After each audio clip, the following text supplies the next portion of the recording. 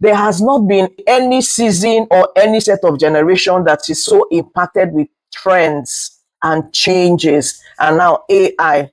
The other day, I was on Facebook and I heard one guy out there talking about AI agents, how he has fired everybody in his office and it's only AI that is doing all the work. I'm not advocating that we should fire everybody in the office, but I'm just trying to say that, look, there's a lot that is changing. All I'm trying to say is that the earlier we adopt and begin to lead with these trends, the better for us. Now, I'm going to ask us a question. What's the greatest threat to your future? What if it is not AI? What if it's not the economy? What if it's not competition? What if it's not your known? Because some of us are just scared. What if the greatest threat you're having now is remaining the same when every other thing around is changing? The clock keeps moving. So if at any point in time you find yourself staying at the same place, not doing anything, not making progress, and there's a big problem. So technology is changing, the industries are changing, career is changing, leadership is changing. I remember Nokia, I remember Kodak. I don't know, some of you may not have met Kodak. Some of us met Kodak. It used to be, this kind of cameras that you just press and it works. But now it's all gone.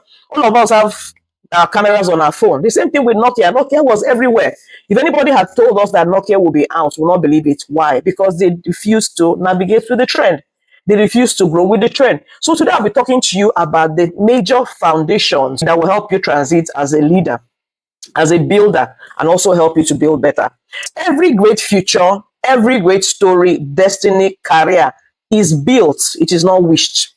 You understand? So if you're the kind of person that is wishing and hoping and praying without doing anything, you are about to go extinct, because God has done everything He can do for you to help you navigate to the next level. So I said every great future, business, career, nation, or business is built. It is not wished into existence. So whatever future you're thinking about has to be built today. You must have a plan and you're going to follow that plan. When we talk about buildings, there are two things. One is a vision of what you want to create. Then two, the materials to create it. Through my window, I can see there are buildings out there, but I can see one in particular.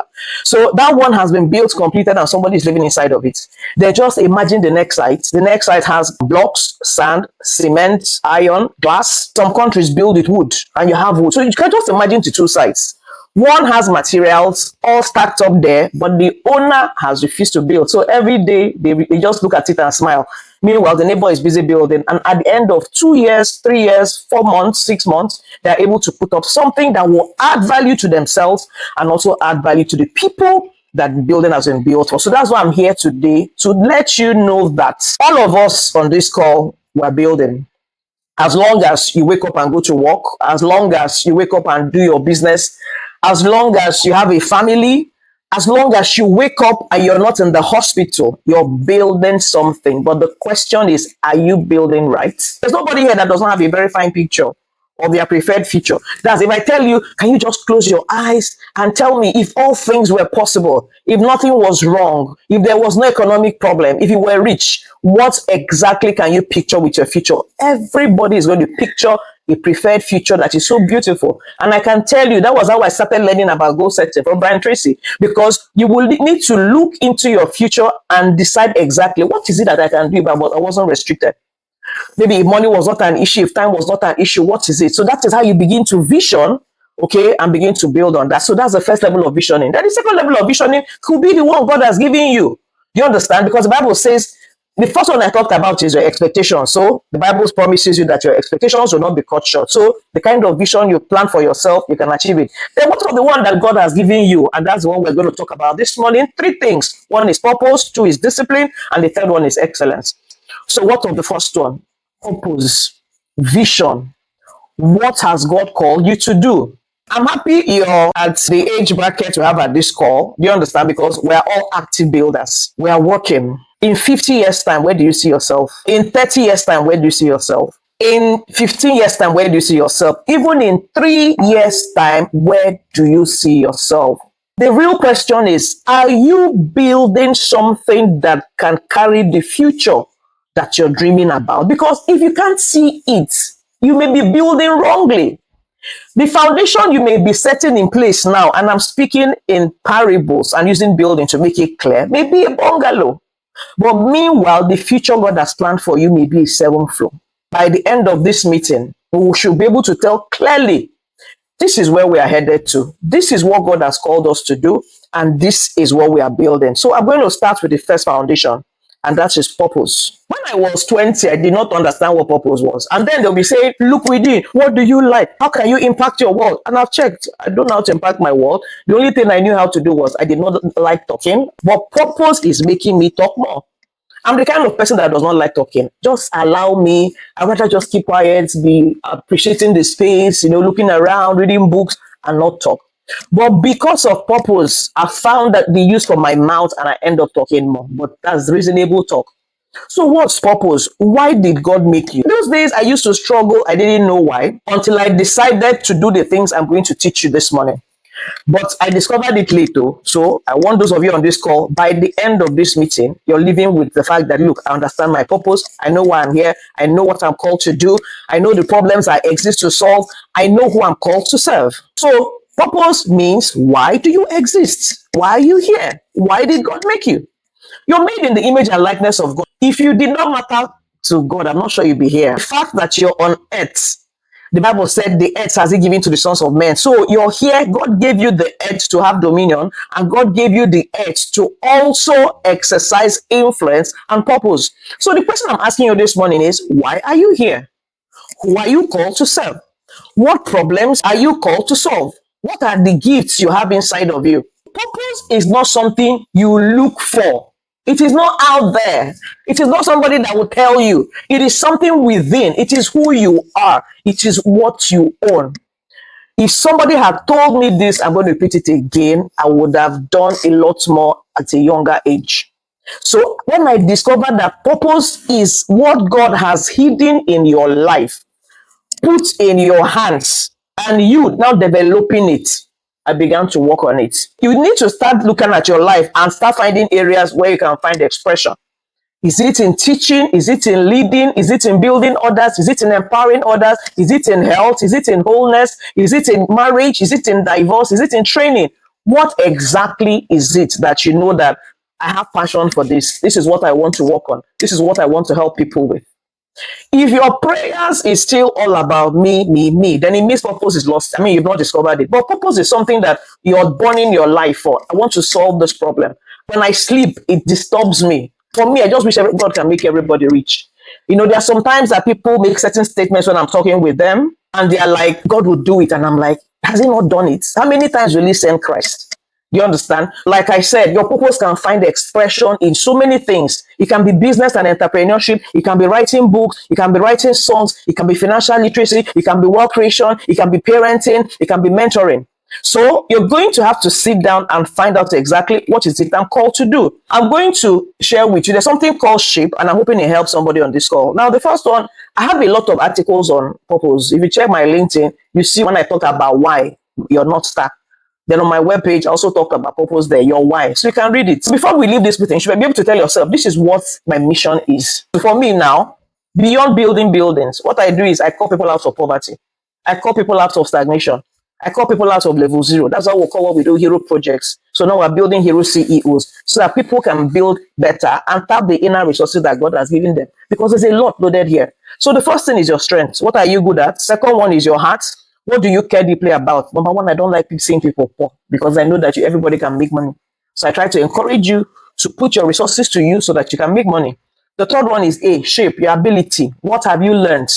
So because of this, maybe if I have time, I can tell my stories. I've done so many business trainings. So I can also train people on how to grow their businesses, and that is what I do. Then your personality, who are you? Are you the kind of person that likes to talk? Then open your mouth and start helping others to talk. For me, I love planning. I love drawing. I love writing. So that's why I write more. So can you see, I'm now using the gifts that God has given me to serve people around me. So what are your experiences? The pain you've gone through, the challenges. So can you see, if I check this shape, I see that what I'm doing currently today falls into my strengths, what I have passion for, which is my heart, what I have abilities for, which is my training, my personality, the kind of person that God has made me. I'm very creative. Then finally, my experiences. So I want everybody, please bring out your pen and paper and put something down. What is my mission? What is my purpose? Why am I here? Why am I alive? Why did God make me? What is the gifting or the skill that God has given me that can culminate together to solve somebody's problem or people's problem or massive problems, then you have discovered your purpose. The next thing I'm going to talk about this morning, how you got the purpose clear. What is it that God has called you to do? And make sure that you're very faithful investing in it. Now, each time I remember the parable of talents, it gets me worried because I told myself that before now, I was the guy they gave the 1 talent. Why? Because when I read the story, I was like, why would the master punish that guy? He does not want to lose the money you have given him. Now he kept it well. He has brought it out, and you're still punishing him. And I understood that for God, resourcefulness is key. How you invest the gifts that you're giving you is very important. So we're going to give account to the people who have been impacted. The guy that got to traded to, the guy that got 5 traded 5. Can I ask you a question? For somebody to trade 2 and for somebody to trade 5, it means the money went to the market. Value was exchanged. Somebody was empowered. Lives were touched. There's no time you will do business, do career, fulfill ministry, do purpose that you'll not be impacting one life. So you see, the guy that kept that one was very selfish and was not thinking like God was thinking. God thinks nations. God thinks people. God thinks impact. And that is what I want us to be thinking this morning as we progress to the next one, which is discipline. Purpose shows you where you're going, but you see, discipline will determine whether you get there. So discipline will determine whether you get there. So I've talked about purpose. What is your why? What is the gifting that God has given you to prepare you for a better future and also impact other lives? Purpose, where does your skill and your passion intersect with people's needs? That's purpose. I've talked about that. What is your mission? I've talked about that. So I want to encourage everybody on the call this morning. By the end of this year, our activity will start reflecting in the fact that we're fulfilling purpose and we're impacting others beyond ourselves. And we're not saying again, we don't have clarity. The Bible said, if you lack wisdom, ask, God will give you. If you're not sure, God is the one that gives direction. So meet him and he'll give you direction. It's one thing I found out about life is that purpose is not discovered once. So whatever you find to do, start doing it. And by the time you continue, God clarifies those things and you perfect it because you've not done it before. I'm talking about discipline now. And I said discipline is what gets you there. The picture of the preferred future that you want. Without discipline, you cannot get there. So discipline is when you consistently do what is necessary, even when you don't feel like doing it. Now, if you're a career person, discipline is very easy because your bosses will discipline you by the rules they set into motion. But if you find yourself that you're a builder on your own, you understand, I'm trying to build a business and I'm trying to build a career, there's nobody that sets up systems and structures for you. So you must learn to discipline yourself. You find some business people, you wake up or you've left school, you say you want to start a business and 10 a.m. you're still on the bed, you've not made calls, you've not called customers, you've not marketed, and you're still praying that God will send you customers. It doesn't work like that. Discipline is when you commit to a purpose greater than your feelings and you do the commitment every day because there's a future that you can see. So like I said before, purpose will tell you where to go, but you see, discipline will determine whether you're going there. So discipline shows in your thought life, your thoughts, the kind of thoughts you think. Okay, because it's also your thoughts that empower your action and also produce the results. It shows in your thoughts, it shows in your time management or how you use your time. It shows in your habits, it shows in your learning, it shows in your character, and it shows in your decisions. I discovered TikTok. Okay. So, and it's so interesting. You just be flipping and watching. Very interesting. And one day it just dawned on me that I started flipping by 6. By 9 o'clock, I was still flipping. 3 hours of my time burnt doing nothing. But meanwhile, 3 years ago or 2 years ago, I went through the FCPG class. We'll start the class by 6, end by 9. So it took me 3 hours to develop myself every day for 1 year. And I was now burning that time, watching TikTok at the same time. Now, what value did that entertainment place in my life? So every time I'm looking at TikTok and I'm like, wow, this is really nice. I'm not saying it's bad looking at TikTok or bad looking at Instagram or bad looking at Facebook, but that's what the discipline is. I will say I will go online because I really have to go online to know what's going out there. I will go online for 30 minutes, go through all the pages and get informed about what is going on and go back and build myself. So that is discipline. So it is small, repeated actions that produce extraordinary results. That is discipline. What will you do today consistently that will take you to the picture of that preferred future I asked you about when we started. Remember, we're talking about building to last. What is it that you're building, and how is it that you're building? So I think some years back, when I understood these things, how life works and how principles produce permanent results, I started building. So one year, I made up my mind I was going to develop myself and read in the areas that I was very weak. I made up my mind I was going to read one book every week, and I did it consistently every week. So what I do then is that if my week was busy, on Sunday night I will not sleep, even if it meant sleeping by 1 a.m., 2 a.m. until I completed that book. And that's discipline. So that year I did 64 books, and it opened up my mind, because what book does is that it expands your mind, takes away the limitation, takes away the fear. You've seen what other people can do. I may not meet you physically. The people I've met in their books, because by reading their books, I've met them. I understand their thoughts, and I can do the things they've done. Somebody like Warren Buffett, if you go on internet, you see that he spends hours reading on finances till tomorrow. You that you want to be like Warren Buffett, what have you started spending time doing? Thomas Edison, we saw his inventions.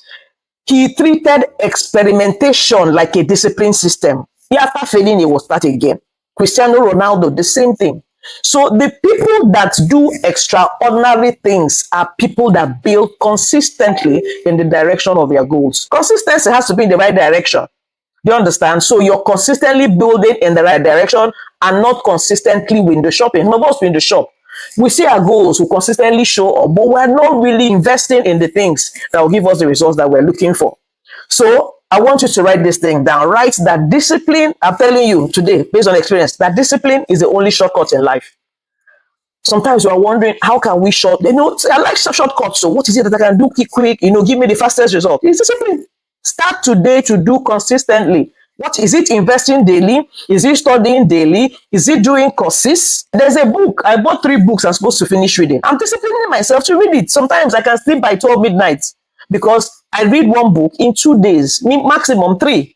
So I have to finish those books because there are things I'm learning that needs to help me to get to where I'm getting to. I don't need to call those people. By reading their books, I can get those things. So discipline is the only shortcut in life. Then secondly, discipline is the shortest path between purpose and impact. If you're looking for any shortcut, if you ask me today, my shortcut is discipline.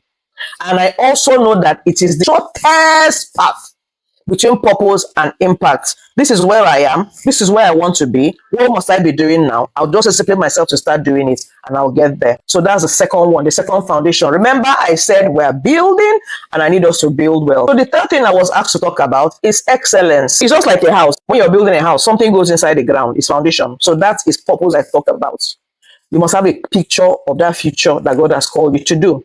So the second one is discipline. I believe the most disciplined people are construction people, because how can you be going to a site every day for 1 year that you're building a building? But you have to do it.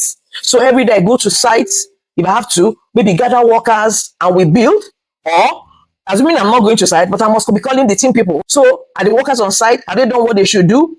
I must be doing that. With that level of consistency and supervision, by the end of 1 year, I'm done with the building. And I see the results of the promise that God has made me. There's nothing that God has promised you scripturally that cannot take hold of if you don't discipline yourself to produce the picture of that future that He has given you. Whichever country you are, and your vision ends there, and you only get to heaven and you're like, so I was supposed to be an international conference speaker. So I was supposed to have banks in 7 nations. And you're like, what exactly happened to me? So that is why you have to see far. Open your heart to receive the vision of God. Then discipline yourself to live out those things you have seen. So I'm talking about excellence now, because sometimes you can build rubbish. We go to inspect houses, and of course the contractor is building rubbish, and we tell him, break it, the wall is not straight. I used to have red marker, and I'll be marking it. This is excellence. If people know you for the wrong things, you're finished. You understand? They will not come back to you. You just have 2 minutes or 1 minute to make a lasting impression. And if you've not mastered the skill called excellence, you will keep missing opportunities. And the problem is that you'll be thinking opportunities are bound. But you see that one customer you failed, or that one individual you disappointed, or that one lie you told, or that one appointment you avoided, or that meeting you came late will show up later in your life, because somebody has taken a mental note and will say that this is what this person is known for. I want to be known for excellent delivery. I want to be known to be consistent. I want to be known to be reliable. I want to be known to have integrity. So what is it that is unique about you that will attract people to you? Because remember, I'm talking about purpose, and purpose is about people. But if your purpose is going to impact a lot of people, then you must master excellence. Do you understand? Because excellence is just like an automation machine. So what it does is that if you're good, others will spread the news. So you may not need to struggle too much to convince people. Okay, so you have to build your reputation. How do you speak? Do you lie a lot? Do you tell the truth? How is your work? Do you abandon projects? Are you fighting with people? How do you lead? Are you a committed person? How do you treat people? Are you always backbiting? Do you always quarrel in the office? Do you run away from solving problems? Do you have a passion to create value? You know, some people are like, it's 5 o'clock, oh, time has closed, oh, let me go. You're cheating yourself. So why don't you add more value so that something would differentiate you from the rest of the people? What is that extra thing that is differentiating you, that you're putting on the table? Is it your label? Is it your branding? Is it your dressing? Is it the way you speak? Where sometimes, and it also happens when nobody's watching. Some of us are men pleasers. How do they say it? Eye service. It's only when people are watching that you do good things. You're joking. Do you understand? Because one day it will just happen unawares and people will find out who you truly are.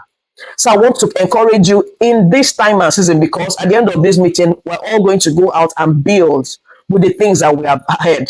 I want us to build well. Build the things that are pleasing to God. You know, this is my beloved daughter in whom I am well pleased. Can God say that about you? This is my beloved son in whom see, God is pleased. This is my daughter. I'm proud of her. This is my son. He's made in my image. Let heaven rejoice over your life and over your destiny.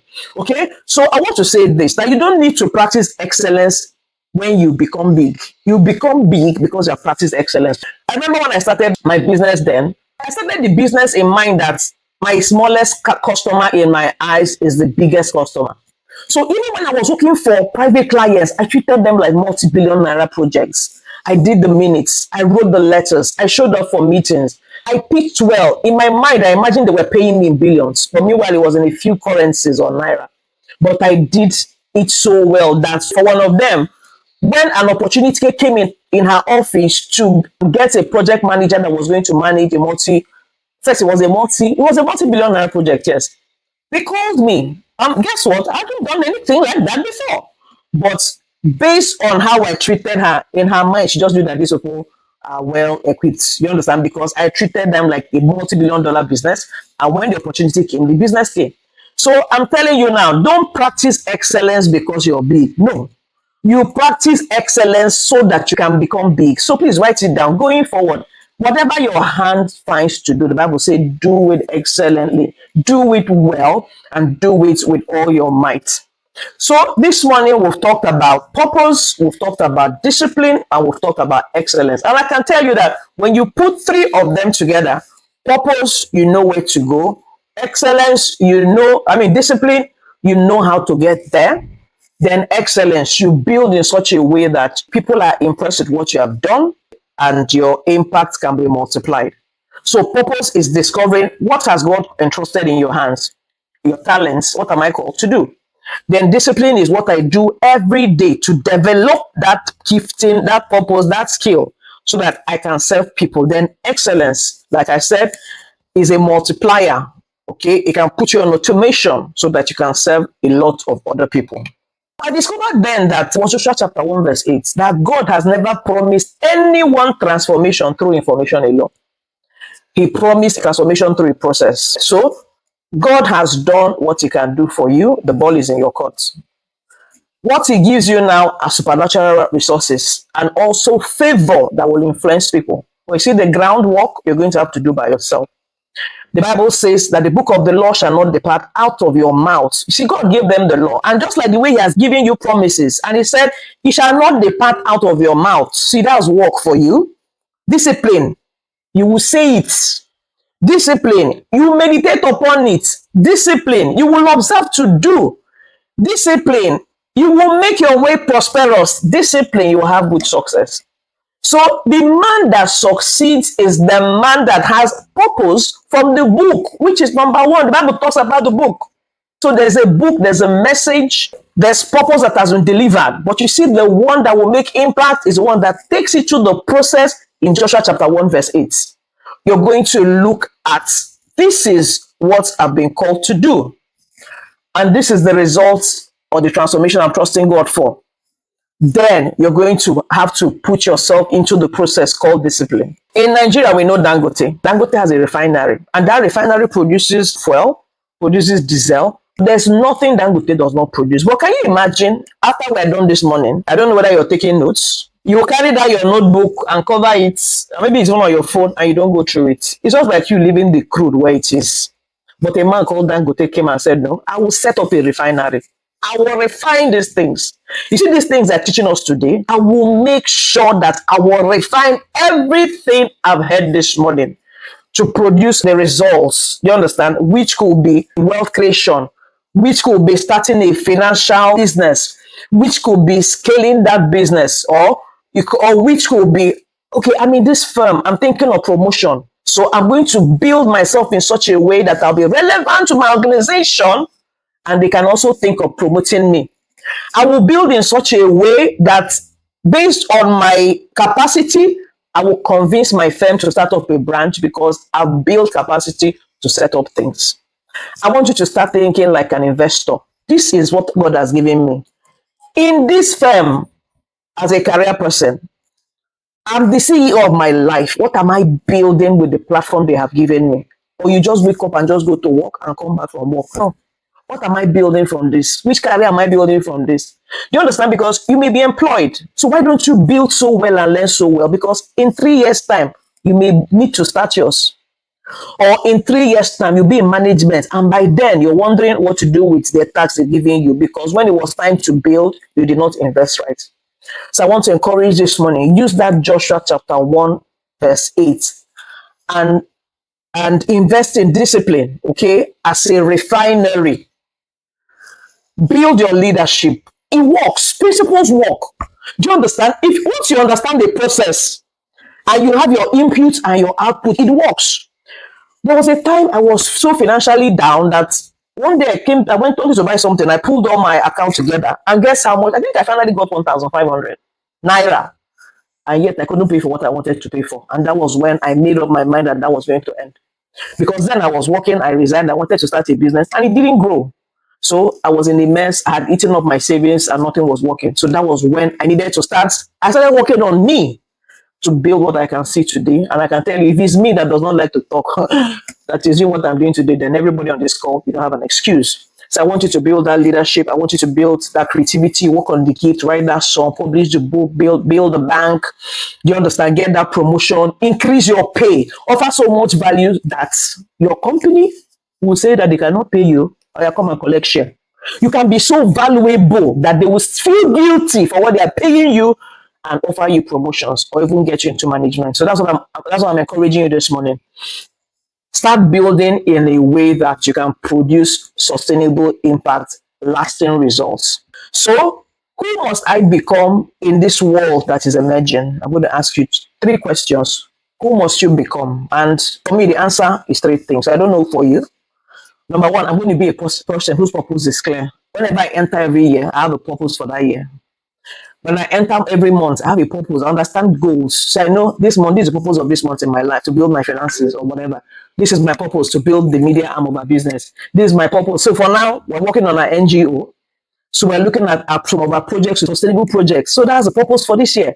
Because we need to impact more lives. We have a number that we're pursuing it. I can't say it here. We're building. And I want everybody on that call to always attach purpose to everything they do. The Bible says this is the day the Lord has made. We will rejoice and be glad in it. It's not purpose that He has made for His day. So you wake up in the morning. Why don't you attach purpose to every day? So for me, I've become the person whose purpose is clear, and every day I have a purpose for that day. Secondly, I'm a person who is very disciplined. You understand? Because I understand that discipline is the shortest cut I have between my purpose and the impact or the result I'm trusting God for. Then finally, I'm the kind of person that my results is always loaded with excellence. So before you go this morning, I want to know what your mission is in simple terms. So I want to encourage you for the next 30 days, commit to building one result per time. One habit that your future self will thank you for.